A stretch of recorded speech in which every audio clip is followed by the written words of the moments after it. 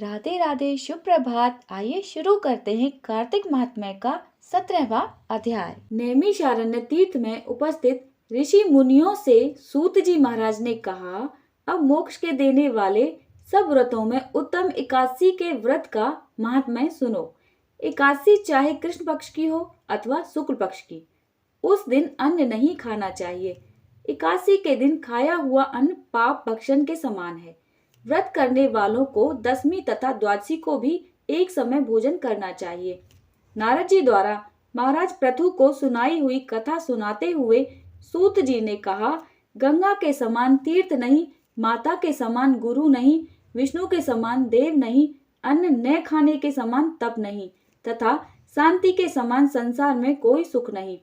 सत्य के समान ज्योति नहीं, कार्तिक के समान कोई मास नहीं, ज्ञान के समान कोई लाभ नहीं, तथा एकादशी के समान कोई व्रत नहीं। व्रत करने वाला प्रातःकाल उठकर भगवान का पूजन करे, पुराणों की कथा सुने और रात्रि को जागरण करे। अब आप एक प्राचीन कथा ध्यानपूर्वक सुनो। नर्मदा नदी के तट पर गालव ऋषि का शांत, शोभायुक्त और मनोरम आश्रम था। उनका पुत्र भद्रशील भगवान विष्णु का परम भक्त था। भद्रशील अपने साथियों के साथ भगवान की मूर्ति बनाकर पूजन करता था। साथ ही उन्हें उपदेश दिया करता था कि वे भी भगवान का पूजन करें तथा एकादशी का व्रत रखें। उपदेश सुनकर बालक भी ऐसा ही किया करते थे। अपने पुत्र के चरित्र को देखकर गालव ऋषि ने एक समय उनसे पूछा, हे भद्रशील, तुम हर समय भगवान विष्णु की पूजा अर्चना में लगे रहते हो, यह उपदेश तुमको किसने दिया? यह बात सुनकर भद्रशील बोला, हे पिताजी, मैं पूर्व जन्म का वृतांत सुनाता हूँ। पहले जन्म में मैं चंद्रवंश में धर्मकीर्ति नामक राजा था। दत्तात्रेय जी से मैंने शिक्षा दीक्षा ग्रहण की थी, साथ ही 1000 वर्ष तक राज्य भी किया था। अपने उस जन्म में मैंने धर्म तथा पुण्य के अनेक कार्य किए, परंतु बाद में बुरी संगति में फंसकर मैंने वेद मार्ग छोड़ दिया और पाखंड मार्ग पर चल पड़ा।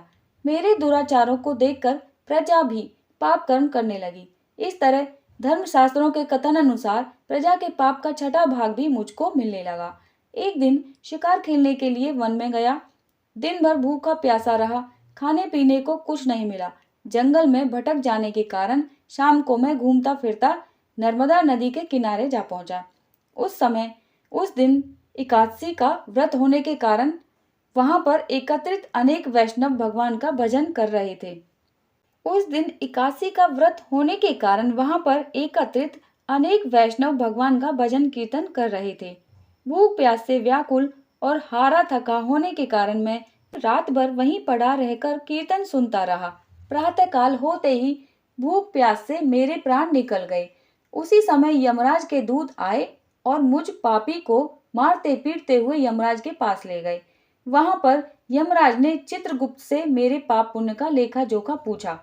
चित्रगुप्त ने कहा, यद्यपि यह महान पापी है, परंतु इसने एकादशी का व्रत किया था और रात्रि भर भगवान का कीर्तन सुना था।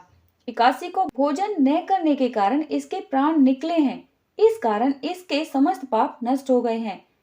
चित्रगुप्त की ये बातें सुनकर यमराज तत्काल अपने सिंहासन से उठकर खड़े हो गए और मुझे नमस्कार किया। फिर मुझसे बोले, हमसे बड़ी भूल हुई है, आप क्षमा करें। फिर यमराज अपने दूतों को धिक्कारते हुए कहने लगे, जो व्यक्ति भगवान के नाम का स्मरण करता है अथवा सुनता है, उसको कभी हमारे पास मत लाना।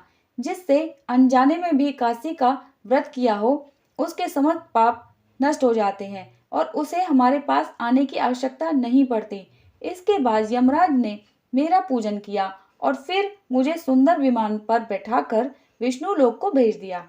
हजारों वर्ष इंद्रलोक तथा विष्णु लोक में रहने के बाद अब मैंने आपके यहाँ पर जन्म लिया है। एकादशी के व्रत की महिमा तो अपार है ही। जो इस कथा को सुनता अथवा सुनाता है, उसके भी समस्त पाप नष्ट हो जाते हैं। कार्तिक महात्म्य का 17वां अध्याय समाप्त। ऐसी ही पौराणिक कथाएं सुनने के लिए हमारे चैनल को सब्सक्राइब करें और हो सके तो कथा को शेयर जरूर करें, इससे आपको भी पुण्य प्राप्त हो। धन्यवाद।